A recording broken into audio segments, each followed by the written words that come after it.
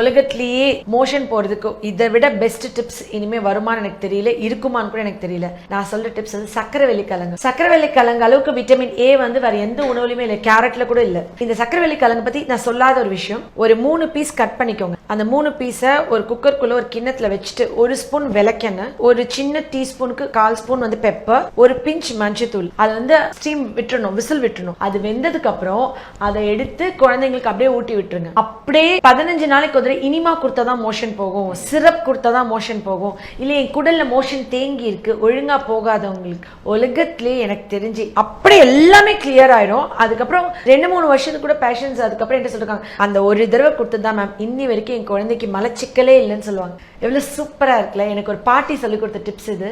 அதுக்கப்புறம் நான் ட்ரை பண்ண நிறைய பேஷண்ட்ஸ்க்கு சொல்லியிருக்கேன். சக்கரவள்ளி கிழங்க அந்த ஜான்வரி பிப்ரவரியில் ஆக்சுவலி உடம்பு ஃபுல்லாக டிடாக்ஸ் பண்ணி உடம்புல இருக்கிற ஃப்ரீ ரேடிக்கல்ஸ் ஃபுல்லாக இது பண்ணி கேன்சரே வராமல் என் உடம்பை நான் ஒரு வண்டியை போய் கழுவி கொண்டு வர மாதிரி என் உடம்பை சுத்தம் பண்ணிக்கணும்னா சக்கரவள்ளி கிழங்கு. எவ்வளோ பேர் அதை பற்றி தெரிஞ்சு சாப்பிட்றோம். கம்பு மாதிரி உலகத்திலே பெஸ்ட் மலம் இலக்கி எதுவுமே கிடையாது. மோரில் அந்த கம்புங்கூழ் குடிச்சாங்கன்னா காலேஜ் குடல் ஃபுல்லாக அப்படியே. இப்போ என்ன டிடாக்ஸ் ட்ரிங்க்கு, அந்த ட்ரிங்க் இந்த ட்ரிங்க்குங்கிறாங்க. காலங்காலமாக நம்ம குடிச்ச டிடாக்ஸ் ட்ரிங்க் மாதிரி எதுவுமே கிடையாது. கம்பங்கூழ் வந்து அவ்வளோ பெஸ்ட் மோஷன் போகிறது. நம்மளுக்கு ஸ்விட்ச் கிடையாது, போட்டோடனே மோஷன் வர. மோஷன்றது ஒரு லூப்ரிகண்ட், இரும்பு கேட்டு கிரீஸ் ஊற்றுற மாதிரி. என்னுடைய குடலுக்கு வந்து தண்ணி தான் கிரீஸ். தண்ணி நல்லா குடிக்கணும். காலையில் எழுந்திரிச்சோன்னே மோஷனே வராதவங்க வெது வெதுப்பான தண்ணி குடிக்கணும். ஸோ அந்த மாதிரி வார்ம் வாட்டர் குடிச்சிட்டு ஒரு 5 சிட்டப்ஸ். இதை விட ரொம்ப பெரிய விஷயம் நான் சொல்லிக் கொடுப்பேன். பிறந்த குழந்தைங்களுக்கு பிறந்ததுலேருந்தே தூங்கி எழுந்திரிச்சோடனே காலில் போட்டு உச்சா விடுவோம். நம்ம தமிழர்கள் கீழே ஒரு சாக்கு பை போட்டிருப்பாங்க. அதே மாதிரி குழந்தைங்களை காலில் போட்டுட்டு காலை நீட்டிச்சு கீழே நியூஸ் பேப்பர் போட்டுட்டு நான் இப்போ 2 குழந்தைங்களும் காலை இப்படி மடக்கி பிடிச்ச மாதிரி வயிற்று மேலே ப்ரெஷர் கொடுத்த மாதிரி நம்ம இந்தியன் டாய்லெட்டில் இப்படி குத்த வச்சு உட்காருவோம். அது மாதிரி குழந்தைங்களை படுக்க வச்சுட்டு அந்த அந்த பொசிஷன். இந்தியன் டாய்லெட் தான் உலகத்திலே மோஷன் போகிறதுக்கு பெஸ்ட். இது கிராமத்துலாம் வெத்தலை காம்பு சொருகுவாங்க. மோஷன் போகிறதுல வெத்தலை காம்பு சொருகுவாங்க. சோப்லாம் வைப்பாங்க. நான் சோப்லாம் வைக்கக்கூடாது. வெத்தலை காம்புன்றது ஒரு இரிட்டன்ட். வச்ச உடனே என்னோட ஆனஸ் என்ன பண்ணால் அதை புஷ் பண்ண, ஃபாரின் பாடி புஷ் பண்ண ட்ரை பண்ணும். அப்போ ஆட்டோமேட்டிக்காக மோஷன் போயிடும். சிலர் விளக்கெண்ணெய் வைப்பாங்க. எனக்கு இந்த மாதிரிலாம் வைக்கிறத விட இதை பழக்கம் பண்ணிட்டா அந்த மைண்ட் ரிஃப்ளெக்ஸ் வந்துச்சுன்னா டான மோஷன் போயிடுவாங்க. என்னுடைய மைண்டு தான் என்னோட பாடி. நான் எப்படி சொல்வேன்னா, நான் ரொம்ப ஹாப்பியாக இருக்கேன், நான் ரொம்ப ஹெல்த்தியாக இருக்கேன், எனக்கு ஒன்றுமே ஆகாதுன்னா அதுதான் என்னோட மெமரி செல்ஸ்க்கு, என்னோட டிஷ்யூஸ்க்கு, என் உடம்புக்கு போய் கமாண்டாக பதியும். எனக்கு அதாயிரமோ இதாயிரமோ பயந்துட்டே இருக்கவங்களுக்கு அது ஆகும்.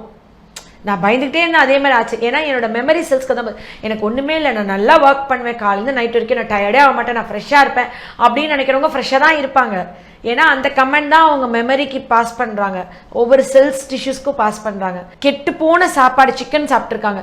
வீட்டுக்கு வந்து பெஸ்ட் டிஸ்இன்ஃபெக்டன்ட் இது தேன் இருக்குது பார்த்தீங்களா, தானும் கெடாது, தன்னை சார்ந்தவங்களும் கெட விடாது. மலை வாழைப்பழம் என்ன பண்ணோம்னா, இந்த குடல் இருக்குது பார்த்தீங்களா, இந்த குடலில் இன்டெஸ்டினல் வில்லைன்னு ஒன்று இருக்குது. அலை போல் இப்படி ஆடிட்டே இருக்கும். அதோட வேலை வந்து உணவு சாப்பாடு வந்துட்டு இங்கேருந்து வயிற்றுலேருந்து அப்படியே பெருங்குடல் சிறுங்குடல் போகும்போது அதில் இருக்க சத்தெல்லாம் உறிஞ்சி ரத்தத்துக்கு அனுப்பணும்.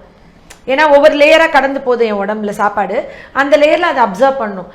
சம்டைம்ஸ் வந்துட்டு அந்த லூஸ் மோஷனாக போகிறவங்க, சாப்பிட்டோன்னே மோஷன் போகிறவங்களுக்குலாம் அந்த இன்டெஸ்டினல் வில்லாம் அரிச்சிட்டு போயிடும். அவங்களுக்கு வந்து அப்போ சாப்பிட்ட உடனே அப்படியே மோஷனில் போயிடுவாங்க. என்னுடைய வயிற்றில் கிரைண்டர் மிக்சி மாதிரி கிடையாது, சுவிட்ச் கிடையாது இல்லையா, அலைகள் மாதிரி எவ்ரி 20 minutes ஒன்ஸ் அந்த பெரிஸ்டால்டிக் மூமெண்ட்ஸ் நடக்கும். அப்போ மோஷன் வந்து கிராஜுவலாக கீழே நகர்ந்து போகுது உணவு எல்லாமே. ஆனால் இந்த மாதிரி ஐபிஎஸ் இருக்கவங்களுக்கு எவ்ரி 20 seconds ஒன்ஸ் போகும். ஸோ சிலர் 7 தடவை 8 தடவை 10லேருந்து 12 தடவை மோஷன் போவாங்க. அப்போ என்ன சாப்பிட்டாலும் வெயிட் போடாது, ரொம்ப வீக்காக இருப்பாங்க ரொம்ப. ஏன்னா அவங்களுக்கு அப்சார்ப்ஷனே இருக்காது. ஸோ இந்த இரிட்டபிள் பவல்ஸ்க்கு மோஸ்ட்லி நாங்கள் ஹோமியோவில் கொடுக்குற மருந்து பார்த்தீங்கன்னா ஆங்ஸைட்டி கொடுப்போம்.